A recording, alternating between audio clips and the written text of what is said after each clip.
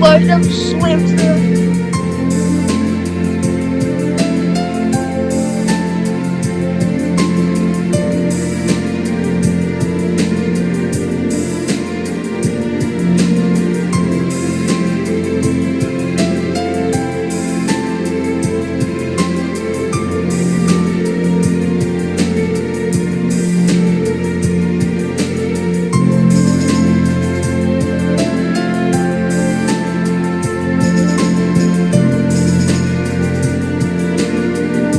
Wait, does Sonic have the two O's in it? But two arms? Anyways, wait, I'm going to have a minute. And then tip is enough. No more. You don't need any length.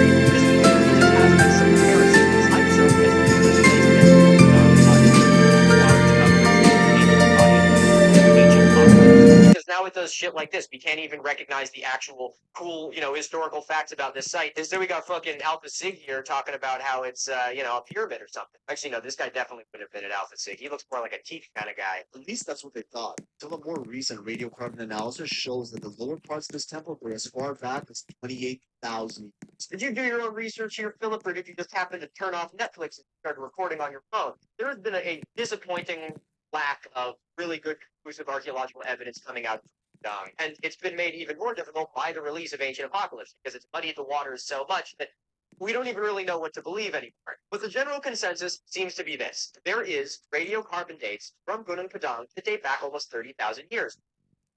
Smoking gun. Okay, pause. What is a radiocarbon date? Well, it comes from natural material, ash, wood, bone, etc. So while some researchers have been able to provide 30,000-year-old radiocarbon dates from Gunung Padang, they haven't actually provided any sort of evidence that humans habitated the site at that time.